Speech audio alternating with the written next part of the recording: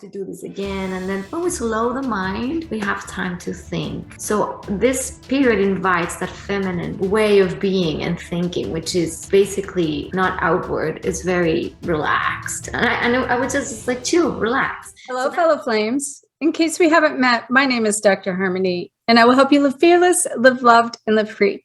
If you're new to my channel, welcome. And if you're returning, welcome back. Make sure to subscribe and hit that notification bell so that you know when all my videos and content come live. And so today we have with us Tatiana. She has joined us again for our June astrology report. And her and I, when we connected in the energy together just before we hit record on this video, I had a vision, as we always do. We call in the energy and we collect ourselves and we connect ourselves together into source and ask for the highest clarity and the clearest intention come through for this video to share with you. So we really do come here from this heart-centered, passionate place. What I feel like our message is about today, because I had a vision as we were collecting our energy together of us and the feminine power. And this does not matter if you're male or female, but in the feminine power, we are coming into this passion that is so great that it's like lighting the fire from within. And I saw myself standing inside of my own flame. And I saw this flames just coming up through and immersed in these passionate red fiery flames that was showing me in that the transmutation that we've undergone to connect to more of our fulfillment and to connect to more of the embodiment of the feminine energy. As we move forward into June and we connect to that twin energy, it's really about bringing in the unity of ourselves, and especially from a healed version of our femininity, masculine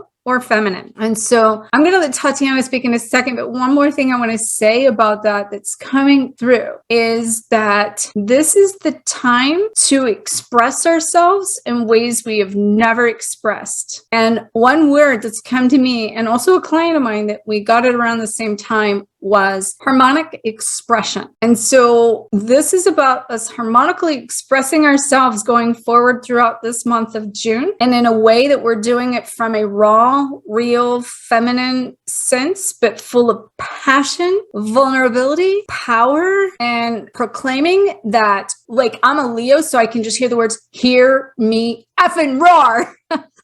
Yes. It's funny because we're finished now. Well, I mean, we didn't even share this vision. We just jumped in the call and I said, Harmony, my brain's a mush.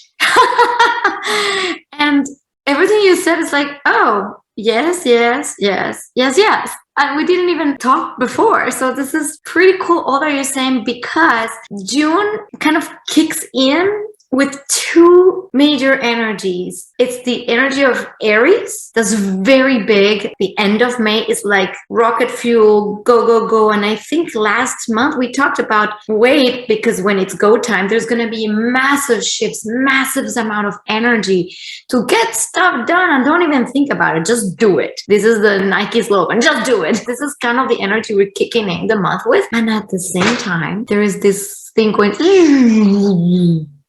slow down, like super mega slow down. The mind suddenly kind of wants to slow down. Being that feminine that you're talking about, the yin, which is receptive and slow, it's no longer going and getting stuff. However, it's very interesting what you said about that balance of masculine and feminine, because the energy of Aries is the get-go energy, is courage, passion, let's go, let's do it, not think about it. There's energy for it. And Mars, which is the planet of action, will, going for what I want, what we dream of, me, my desires. It's in Aries, so it's like super strong. It's like, I want this, I want it now. It's very young. And at the same time, Venus, the planet of pleasure, beauty, the feminine, the body, the one that sits, the goddess in the garden, it's in Taurus. So now Venus is sitting in its garden at the same time as Mars is going out. So it's like, oh, this is that balance we've been talking about. Can we go get what we want, be with our dreams, our intentions, our wills and desire, and at the same time, slow down. You don't need to rush because Mars wants everything very fast and we'll get to action. And now I have the sense that this first week, there's a need to slow down. It's like everything has been moving so fast. I don't know for you people out there, if your life has been shifting and morphing and changing and you're squeezed and put through the ringer somehow, but it's a different ringer. It's not like a painful suffering ringer. It's more of a gotta change ringer, and the change is imminent. You know how it feels for me, at least. It's like you're at the edge of the water slide and you're about to be pushed, and then it goes and then you splash at the other side. And when you splash, you're like, what happened? That's kind of this energy of everything we're doing, you don't have time to think about it. You just do it. And at the same time, observe the process. Enjoy it. That ride is fast, but enjoy it. So that's the thing with the first week, is that there's this maybe frustration with communication that we've had at the end of May. Mercury has been retrograde. So a lot of reviewing things, going back to see if contracts work, agreements, maybe things are not quite there. And then suddenly things are very fast. Maybe we make lots of mistakes and then we catch our mistakes and we're like, oh my gosh. So that first week kind of invites that. But at the same time, there could be a frustration around details of stuff, contracts, maybe things that were not quite right, emails that went kind of sideways. Now we have to kind of put them back together. When Mercury goes direct at the beginning of June, it's almost like, okay, now that we kind of reviewed all the stuff, now we can go and do and act and sign the contracts and get things moving. However, there might be some frustrations around how we're communicating with people. It's like agree to disagree, but in the end we disagree. So that first week, it invites reality check, paperwork, all that stuff that seems like a burden, but you kind of have to do. So what it's inviting this first week is to be realistic in your thoughts. Like now that you're able to slow down and see the reality you have landed in after the water slide, look around and do a little reality check. And if you don't like what you see or the people you're communicating with or your situation, because it might feel frustrating in certain areas, and this is courtesy of Saturn being kind of in contact with Mercury, and Saturn puts a damper on our ideas, our thoughts, our communications. And so it might even pessimistic that our thoughts are like, oh, I thought that was going to be better and it's not. All this that we've been dreaming about what I want to do in the world, and suddenly reality might feel, or you might think that it's not as good. So the invitation is more to take stock of reality and being that feminine enjoyment. So instead of being in the mind thinking of all that could be wrong, the invitation is, see all that is actually right. Look around the flowers and the trees and be grateful for what you have. There's this kind of invitation of gratitude in pleasure, and the pleasure can come from the simplest things. And these things are not in the mind. They're not in the thought. They're actually in that grape you're eating. And then you look at that grape and you're like, oh my God, I'm thinking so much about all the world and the trouble and the problems, and when I can just be focusing on this grape and enjoying the juice of the grape. And that invites more of that simplicity that we've been talking about for a long time. We're all trying to arrive at a way of being that is more simple, simplify, downsize, minimize, slow down. This has been a big invitation. I want to share the image that is mostly present. These are kind of the energies of the month. And I know we've talked about this, but because I'm talking about this energy here of Taurus, this invitation of the feminine. And at the same time, we have this energy of the go-getter. I want to do things my way. And at the same time, we have a little bit of this energy of the mind, the Gemini mind that has been very active, but because Mercury that has been in Gemini for a very short time, and then it moved back into Taurus. So our mind was very busy with thoughts and things to think about, too much to think about, but there's not a clear picture of how it manifests in reality. And now when we slow down and observe reality, then we notice. And the question I actually wrote down, like, please stop thinking, be, because otherwise you could arrive to, oh my God, what have I done? If there's big changes in your life, it could be something like that, like, what have we done? And then start getting pessimistic, or to like, oh, this is a reality I created. Was this what I really wanted? And you know what? Rest assured it is. This is kind of the reality check we were talking about. It's not so you get pessimistic and about reality not being as ideal as your dreams could have been in April, because April, remember, we were having big dreams and ideas, April and May, and how to actualize this. And now, because we started doing the actions to manifest in the physical world, you've been enacting these changes. Now we have to see the reality we created. And this is why the call that we did in April was stay really aligned with what your soul wants, because wherever you land after that slide, whether it is in relationship, your job, maybe your home or children, because for every person, it's different. This is not like cookie cutter. This is an energy that expresses in each person's chart or life differently. I cannot tell you exactly why, unless I see your chart, of course, or these changes are pushing you towards being a version of yourself that you really want to be. And so these first 2 weeks, and I've been talking about these first 2 weeks, is kind of like, and then there's some kind of new way of maybe getting money. Maybe there's new relationships forming. This is very possible. And this is courtesy of Venus and Uranus coming together. You might want to break free from old relationships and attachments, or maybe new people come in that are exciting. It could also mean that there's different ways of generating income or gathering your resources. Maybe you changed jobs, or you found a new way, or you found people. It may be a way that is not conventional. It could also be expressed as you meeting people that are quirky or different. Suddenly you meet someone, there's this passion ignited, and it's like so different and so fast, and then relationship begins and it's like full steam ahead. So that could be also a thing. Another way is maybe you're revamping your relationships and making them more like what you were talking, Harmony. Like the way we relate now to the feminine is from an empowered place, because we have done a lot of that inner search of our motivations, and that inner research of our motivations and our feelings and how we think and speak is courtesy of Pluto and Mercury. Exactly everything you've said is happening. Pluto is trining Mercury, and that allows us to look deep within and look at our motivations for doing things and being able to clearly express from an empowered place. Pluto gives power, and it's a very supportive aspect. It's not a challenge and difficult aspect. There's this capacity to have raw communications, but raw doesn't mean nasty. It just means this is what it is. This is how I feel. This is what I need. And this is what I see. This is what I own. I own my stuff and I see yours, and we can come together and have these very deep conversations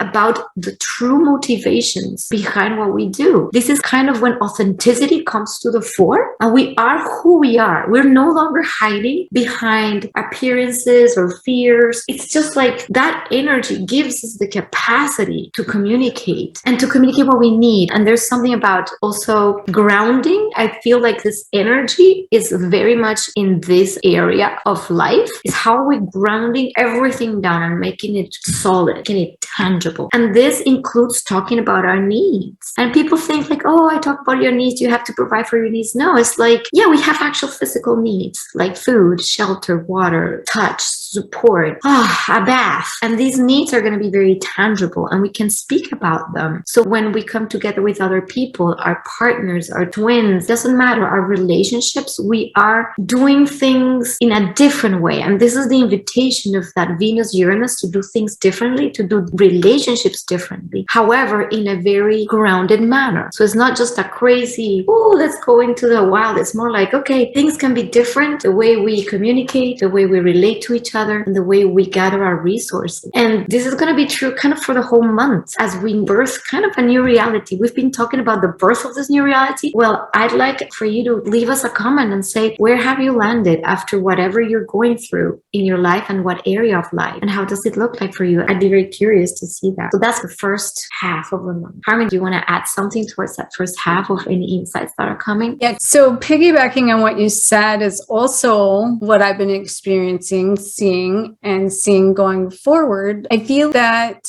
I had a different vision of some things that when I took action, they would create a different reality, basically. And the actions were from an abundant state, a high vibration. But I feel like by taking the action, I also got some lower vibrational responses to my reality that were from the old patterns or the old ways or let's just say the old triggers or the old things that happened to me, basically. And so when that has occurred, and it's been very recently, I also knew it was linked to my ability to ask for my needs, to link to my ability to speak my truth, linked to my ability to step up and communicate in ways that I've always considered myself to be a very effective communicator. I have taken classes on it. I teach it. I can deliver messages very well. I can sit down with anyone and no matter what the energy is, neutralize it. But in my deepest intimate relationships or even in the twin flame journey, I feel like the suppression that they have had has been the reflection of some side of a suppressed energy within myself, and being in that energy literally sometimes shuts me down, locks me down, and I can't get out what my needs are for multiple reasons, because I feel like that's also a double trigger that's loaded, that triggers the person because it relates to them, and being able to go into old patterns of fear of the response of other people. And partially because that also then triggers wounds and traumas that I have that I didn't even know I had that were still there. And I've been doing a lot of past life clearing about where I've literally physically lost my voice in a past life. And I already knew about this, but it's through this timeline of this portal of these eclipses we've had, it really took me deep into the shadows of that. And so when you talk about coming out and expressing needs and desires and communication, it's really about being able to, like at all costs, be able to be yourself and to express that and speak that and to face whatever that fear is within yourself. Because being, say, in a twin flame relationship where most of the other person is in a suppressed state and we think we're coming out and we're speaking our truth, somewhere in the mirrored reflection of that, it also directs back into the suppressed state of ourselves. And so it's taking us deeper into this, which is where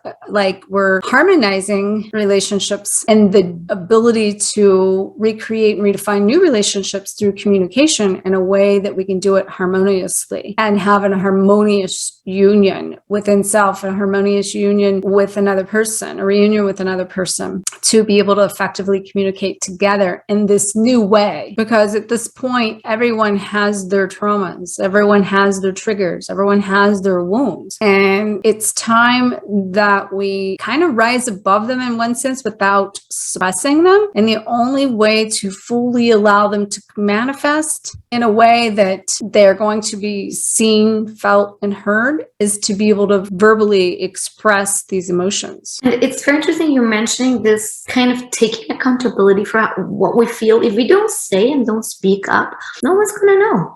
And there is this, again, this possibility of being frustrated in communication the first 2 weeks, courtesy of Mercury square Saturn. But the ask of that Saturn is precisely that. It's like, take responsibility. If you don't speak and you don't say, well, others will speak for you or will shut you down. You have to speak up for yourself. And it can be done in a responsible way. It can be done. So again, this can show up in so many ways. It can be frustrating because there's paperwork, because there's things, because there's communications that are kind of like difficult. We might have to put boundaries and say, well, I kind of want things to be that way, but the other person kind of maybe doesn't want it, or we don't understand each other. And this is where we get our toolbox of resources on communication. And I speak a lot about nonviolent communication or empathic communication.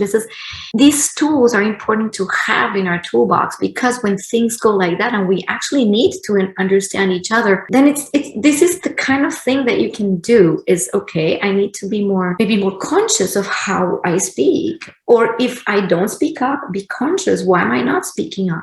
And can you elaborate on that nonviolent communication? Because I know you've brought that up to me before, and I know it's a specific tool, technique, and something to use. And I think people really need to learn this. And it's kind of a new topic to me for what you're saying, even though I know a lot about communication. Effective communication is what I call it, or creative expression, or sometimes creative avoidance. These are things I've used, but I don't think until recently in the last few months have I ever felt traumatized through trying to communicate. Well, nonviolent communication was developed by Marshall Rosenberg, and the basis of this way of communicating is to access the deep need that each human has, to recognize it as a fundamental need, and then express it to another. So instead of projecting onto another, and blaming the other for something, why didn't you do this? You always do that.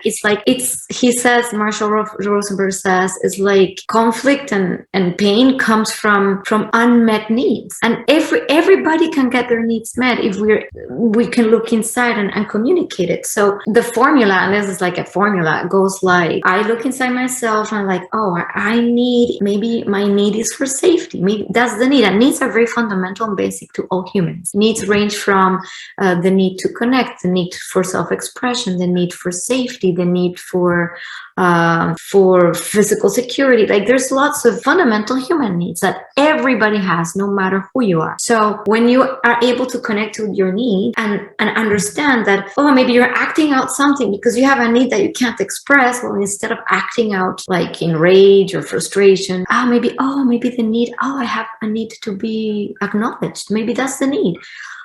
So you can say, hey person, I'm noticing I have a trigger, and I notice that I'm needing to be acknowledged. And then you make a request. Would you be able to, I don't know, do so and so? And the person on the other side can hear your request and can go, yes, I can, or no, I can't, because of their own needs. And then that's when you negotiate. You kind of go back and forth between what you're willing to, how do you satisfy the need, and how you can help the other one without necessarily, you're not the one providing for the person to satisfy their needs. We're not talking here about, you have to satisfy my needs. No, it's more about, if we have that and we want to come into more harmonious relating, there has to be a way to understand that we all have needs. And sometimes a person might not be able to fulfill that need. But then when we recognize it, then we can say, okay, this particular person cannot do it. But now I recognize that I have that need, so I can look, how else could I provide for that need? That way I don't have to always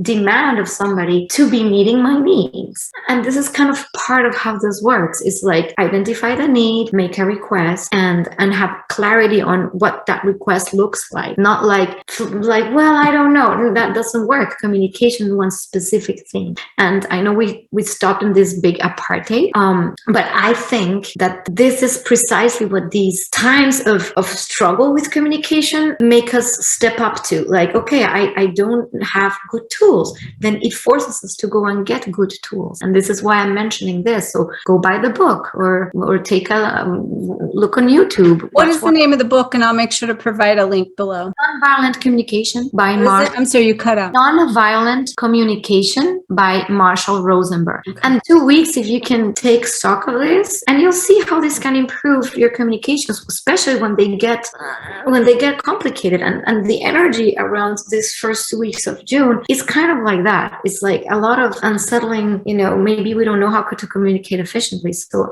yeah.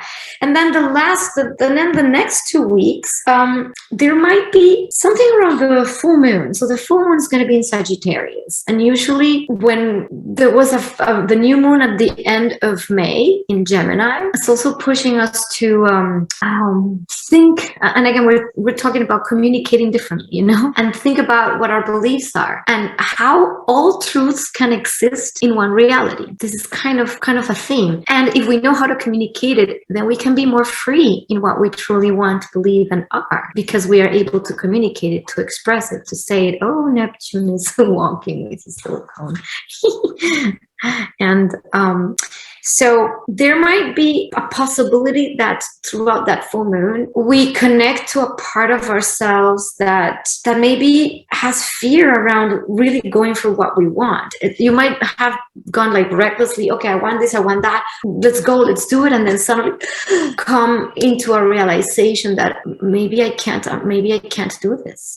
That might happen, have some paralysis, especially if you're like an Aries person born around the first week of April. If you're that person and you feel faced by maybe some kind of like, I have courage, I want to go get something, and then suddenly you're like, maybe I'm not capable, maybe it's too painful to go for what you want. So hear the invitation, and this is again courtesy of Chiron conjuncting Mars. Basically what I want, I can't get because I might die, if I do it. And again, it's like this energy that wants to go and be in the world and do, and it's willful, right? Mars, it wants to go, but with Chiron, it's like, if I do it, I might die. So if you're faced with this sudden, like, I don't think I can do this, always remember that those are all stories, and the divinity, God, source energy, has no wounding. And this is the greatest gift of Chiron, is understanding that the wounding is a third dimensional thing.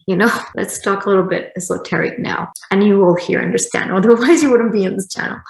A third dimensional thing, meaning there's separation, there's duality, and the initial wounding that all humans have is separation from God, source energy. We think or believe source has abandoned us to suffer and be in this material dualistic plane, and that's the essential Chiron wound that everybody has. Like, being here is painful. It's painful because we're separated from the divine. So if you have all those stories in your being that say, I can't do this, why am I here, I want this, but suddenly the dream I've been dreaming and I'm doing it, and I might not even be worthy of it, or whatever thought might come around your ability to go for what you want, not what people tell you, but what you want, then remember, the divine wants what you want, and you want what the divine wants, and there's no wound in that space. And that's when we always go back to the heart, and every single time come back here, because this is the place of the feminine. This is the place where you're held by the great mother, by Gaia, by the feminine. It's almost like holding that masculine, that wounded masculine again and again, and saying, you know what, you're nurtured no matter what. And the way to nurture yourself is self-love. And that week of like after the 14th, we're going to have, so let's say you meet somebody new with that exciting new energy of Uranus, Venus at the beginning of the month. And let's say either you meet somebody or you finally meet that high vibrational twin energy that you've been kind of like, and it's so exciting and so great. And then suddenly, it starts cooling off, and then you start doubting, and then you start thinking, again, I'm not lovable. What happened? So, and you might go through that to the second part of the month, if that's the case. But I'm just giving an example of how the energy could play out. There's this excitement, new things, changes, and then suddenly doubt, fear. I cannot do this. Maybe I'm not worthy of this. That's the other part with Saturn and Venus. This is again courtesy of Saturn in a square with Venus. Like, maybe a relationship cools down and you were so excited, or maybe if you're not in a relationship, you're doing something that you think you're passionate about and you love, and you start second guessing, maybe I'm not good enough, or I don't deserve this. That those thoughts can start plaguing you again. And here is where we go into the absolute need of the slowing down and the hold yourself in self-love. Go get a massage, go get a bath, go walk in nature, and realize that nature loves you. The flowers bloom and they're worthy just because they are. There's no needing to prove anything, to go get anything. And that's that conflict in these two energies of Mars and Venus. It's like, and Venus, Saturn, I feel like, well, in the end, I'm not worthy of something. Or so if you're in a relationship, that could be the case. It cools down and you start doubting. And the invitation, because every time we have Saturn in the mix, it's an invitation for maturity, for holding yourself in your own self-love. If that's the case,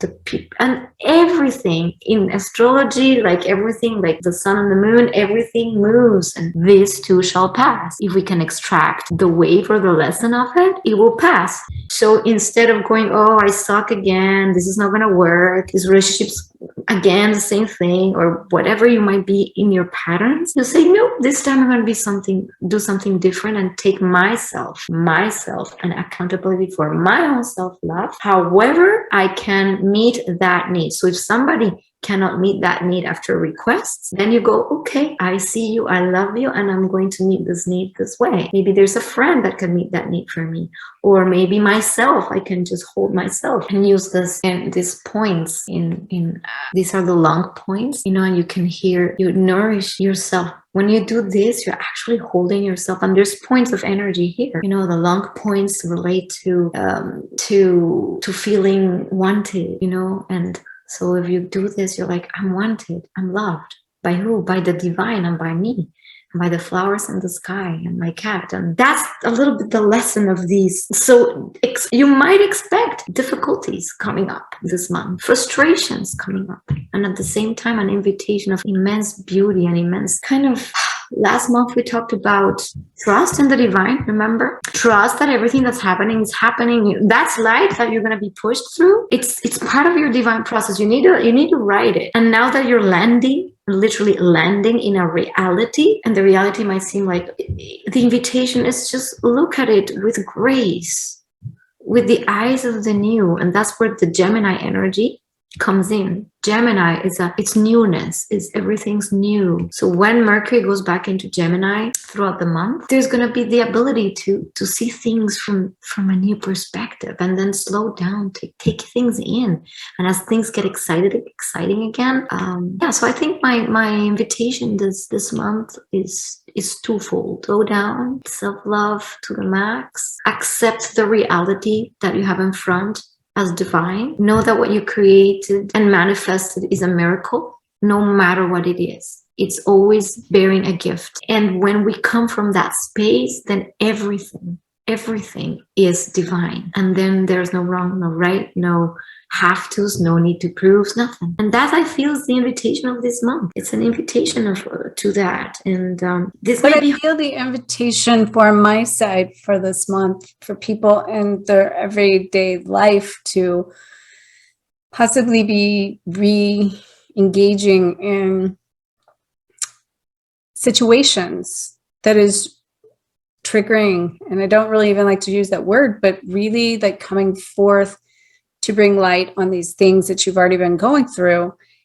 If you can use it as an opportunity this time to implement the new thought, the new pattern, the new way of action, to see it more with love, and to not judge it any longer, and to start to begin to transmute the vibration of the way you handled it in the past, it can really become more fuel for your future.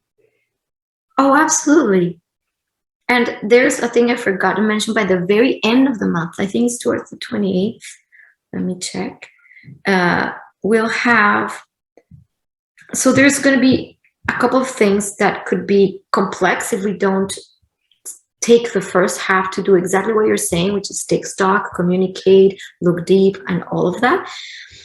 What could be positive about doing this and being that energy is like by the third, fourth week, then we have Venus trining Pluto. And what that does is reignite passion in a big way. It creates merger.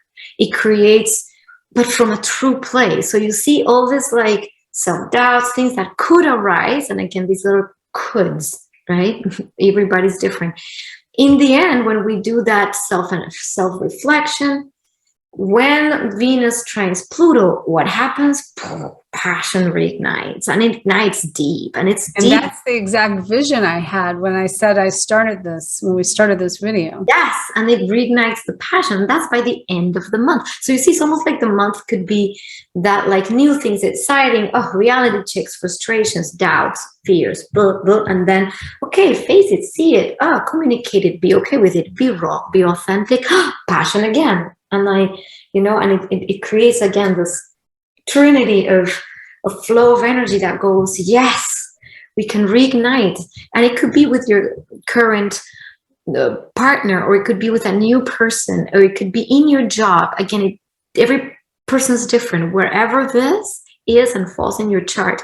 Taurus people might be feeling this really strongly. Anybody that is a Taurus or has a Taurus rising, if you know your rising, you could be feeling these energies very strongly, you know, especially if you're like a late Taurus. Yeah, if you're a very late Taurus, you know, towards the 15th of the month, you know, like May 15th or so birthday, late Taurus people might be feeling this as very prominent in their lives. And there could be also with this, there could be maybe more access to pleasure, like actual physical pleasure, sex. Tantric sex, right? Sex, divine, sensual, sacred oils and beauty and smells and passion. Oh my God, don't we want that? Touch people. This could be huge when the passion reignites. There's this divinity about the sensuality of the body and how beautiful it is and how sacred. It's not something to be trashed. And, you know, we're reclaiming that divinity of the body and the sensuality as something divine, not as a sin or as something vulgar or gross or pornographic. We're reclaiming that that's part of this energy. And when that happens, then this passion could reignite divinely and deliciously. And this is also something we want, is there's no more taboo around it. Yes, there could be taboo exposed, but it's like, what is the taboo? That the body is sensual and beautiful as is? That walking, I don't know, naked on the grass and connected to what we are, is that like a sin? This is kind of that energy of that Venus Pluto. It's bringing that divine sensuality and power and sexuality into the form, pleasure to the max. And yes, say yes to pleasure. And pleasures can be anything, you know. Maybe there could be money coming in, abundance as part of pleasure, and not saying, oh no, I can't have this. Or maybe powerful people, but powerful is kind of a tricky word, but maybe social situations that increase your sense of authenticity and worth. You see, and this is all that what happens at the end of the month. If we might go through that cycle of dip, and you know, cycles are just cycles. You'll always go like this. This is why it seems like we repeat ourselves a lot, but the cycles move throughout the year, throughout the years, throughout the, you know, months, throughout the days, you know, and this is that cycle we're in. So ride that wave. And the only thing to be kind of mindful of at the end of the month as well is unprocessed anger. Or maybe, again, if you do not have the tools to be able to express, there could be anger and frustration. And then the passion can turn, how can we put that? Could turn violent, you know. There's a thing with passion. Passion can be passion, or it can be violence, or it can lead to violence. So in a lower frequency or lower expression, that could become just anger and frustration. So the invitation again is to look at where we have anger, where in our lives, living in our childhood, what could have occurred that can promote anger. If you have triggers of anger, especially if you are, let me see, where's Mars? It's in Aries, yeah. And again, this could link also to scenarios around, you know, war. We're seeing a lot of that. I mean, I don't need to do a lot of political scene and stuff, but we are living through times where the lower energies or expressions of this energy are war, aggression, and actual violence. And this particular aspect of Mars and Pluto could lead to aggression and violence, like actual anger. So if you in your life can look inside where you have aggression or what things trigger you, the anger, find a healthy outlet for that anger, like exercise, go run. You know, I don't know, go bike strongly, go and do something that lets your anger out, some kickboxing, some kind of powerful you know, something that requires a lot of power. You know, go do an extreme sport. Dare to do those things to release energy. You know, that's a possibility, because the energy is going to be hot, hot, hot at the end of June. And hot, hot, hot, it's like, you know, if there's a spark and there is a tank of dynamite, that's what could happen. And that's what could happen in the actual world. And God forbid that doesn't happen, that there's no some kind of big, massive expression of anger in the world, like a bomb or something. And if we do that within ourselves, we neutralize those energies for the collective. And that's why you here out there, all you twin flames and all you divine beings and light workers that are listening to this, you know this. You know that everything we do inside shapes the collective. So what's outside in humanity can be better, can be more harmonious and more beautiful. So this is a little bit the summary of everything that's has just come through. There's more, and if you want more specific astrological knowledge, you can always head to my other channel, Astrology Victoria, for specific astrological things if you're interested in specifically astrology. Yeah, I don't know, Harmony. Yes, and make sure to check out all of the ways you can connect with Tatiana below, and especially an evolutionary astrology reading. This is a perfect time to connect to your soul's blueprint and see what it is you specifically came here to achieve and unlock and connect to, that will help give you a roadmap to the future of what you're trying to achieve and accomplish. So she can really help you a lot with that. And it's amazing. Even with all the energetic knowledge and wisdom that I have, it blows me away in the connection of the astrology to how the alignment of the energy is with my personal life, you know, whenever I follow those things, and for the collective. So this stuff is real. And so if you're really wanting to take responsibility for, you know, what's next, knowing your soul's assignment and blueprint from the time you were birthed will really help you be able to accomplish some of the things you're maybe wanting to accomplish. And then it makes some of the things you've been going through make sense. So it gives you power in that, to know that why things happen. And then you can kind of like, once you understand why things happen, you can stop judging them as much, and you can literally then begin to shift them through a love vibration. And then that's when things really neutralize. So, all right. So I want to thank everyone for watching. I also want to remind everyone that the Twin Flame Ascension Oracle deck is for sale below. And I also want to thank everyone that has voted for the deck. It has won an award, and the award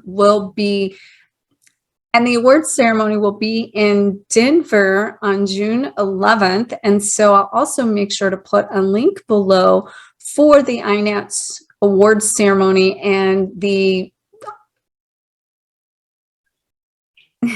New Age, I have to remember what the name of it is, the International New Age Trade Show for Higher Consciousness. It's one of the largest trade shows in the world for the New Age and for New Age products and all of the things that we teach and talk about. So I will be there on the 10th and the 11th doing readings and signings and things like that at the US Game Systems booth.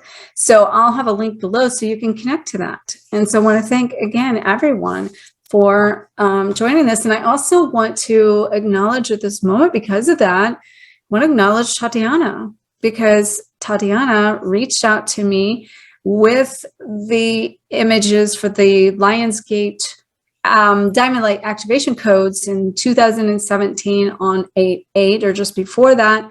And look what's happened, Tatiana, since then. So much that we could have never coordinated from our conscious human mind, that we were able to co-construct and follow through and co-collaborate something that's so magical and so beautiful. So thank you, Tatiana.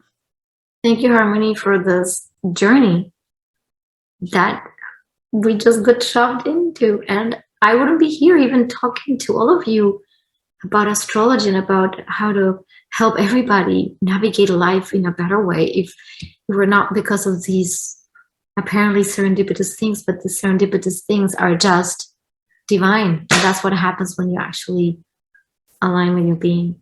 Yes. So thank you so much. So thank you, everyone. Make sure to like, comment, share the shine. Make sure to check out the links below on how you can glow forward with Tatiana. And may you always face your fears, find freedom, and glow forward on fire. Namaste.